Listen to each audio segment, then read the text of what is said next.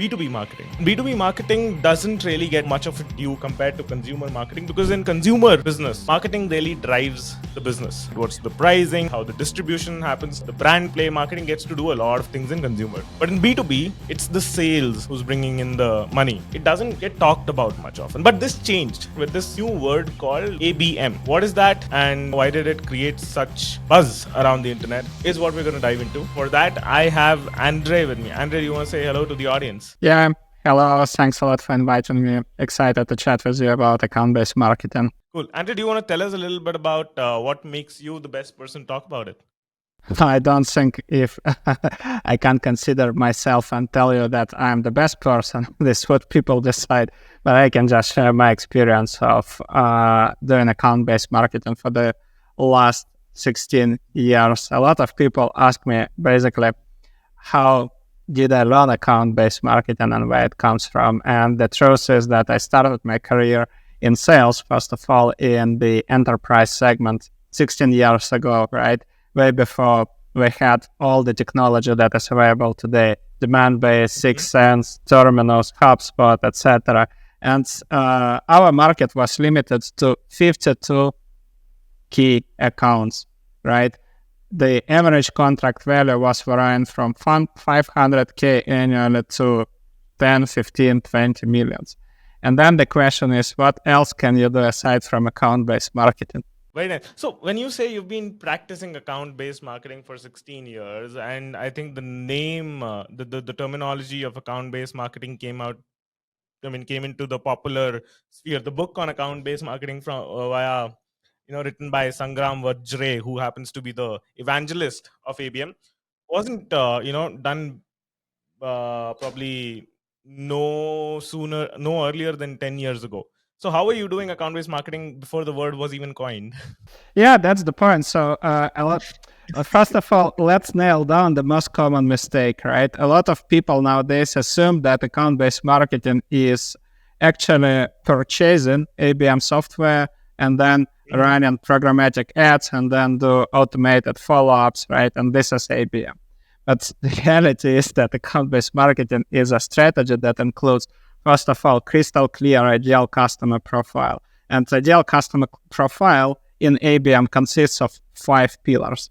Number 1, firmographics. Usually with firmographics, nobody has problems. This is basically what everybody has. Can you explain what firmographics is? Yeah, so team size, location, revenue, etc. And aside from firmographics criteria, we have 4 other clusters. Number 2, the buying committee structure. We are not selling to companies, we are selling to people who are working for these companies, right? And the higher is the cost of your product, the bigger are the organizations that you are selling to, the more people are involved and influencing the purchasing decision, right? And hence, you need to know what are the motivations of these people to purchase your product or to block the opportunity, right? Not to buy the product. What are their goals, KPIs, needs? What are the initiatives they're in charge of, and how your product fits it? Then we have influencers. So influencers are people who could, they don't participate in the conversations with vendors. But when company is ready to make a decision, usually other stakeholders, as just, for example, decision makers, right? They would be asking opinion of these people. What do they think about potential solution? And ultimately blockers, right? Blockers are people who are not interested in purchasing our solution. So for example, IT department, right? IT department would say, hey, so we're not sure this product is secure enough. This vendor is not really, let's say this no-name vendor, so we are scared to bring them. Or maybe like give us specifications and we'll create in-house solution. We don't need to purchase third-party solution, right? So these are 4 main groups. And we have one more group, which are insiders. Maybe these are like kind of, let's say, these are people who are on the lower, let's say, positions in the corporate ladder. Yeah. So, and they don't have, they're not champions, etc. But if you connect to them, if you build relationship with them, they could supply you with insider information, right? They connect you to the right people. They could explain the key initiatives, etc. So these are 5 groups that you need to understand. Sure, you've walked us through the conceptual part of it. Do you have any client that you worked on? Do you have a case study of how an ABM campaign gets formulated, how it gets implemented? What are the challenges you face? What are the results like, and what is the usual ROI like? Can you run us through this sort of a practice from a campaign that you probably ran for a client or a customer? Yeah, absolutely. We can discuss even, I was sharing with you a few case studies. We can discuss even our in-house ABM campaign, right, that we did for fullfunnel.io. I would first of all explain the key pillars, right? What would you need to have? So we have discussed Fullfunnel is an agency you run. Yes, correct. Got it. Okay. So we have discussed the most important pillar, ideal customer profile, right? The second important pillar is having alignment between marketing and sales on all of these parameters, on all of these clusters, right? Because if sales have different opinion, then your ABM campaign is doomed, right? So you need to have this alignment. Simple example from our client. They usually sponsor 2 major video product conferences. So what we do is, before these conferences, we arrange micro events, which are basically private workshops and then after party with drinks, but these are only invite-only events, right? And then we invite people who are already coming to that conference.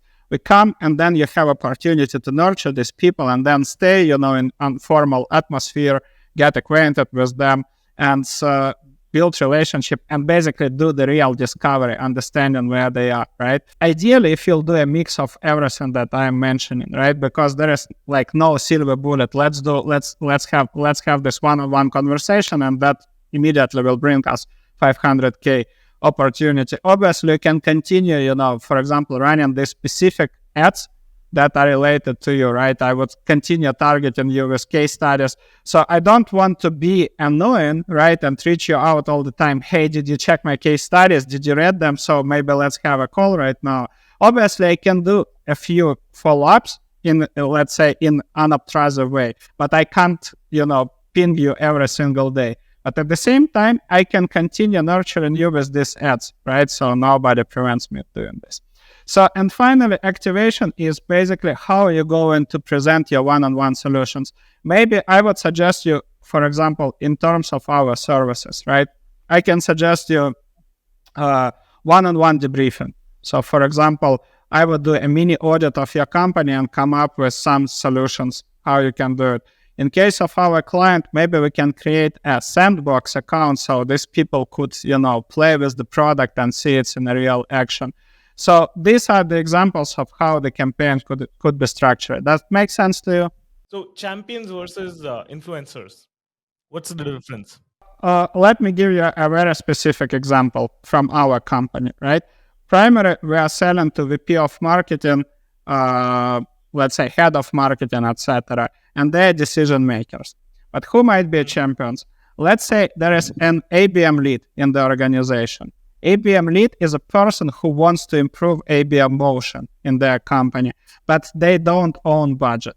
So they start chatting with us, they start asking how we can help, we brainstorm together exact ideas that we could implement, and then this person gets an appointment for us with their CMO or VP of marketing. That's a specific example of champions, right?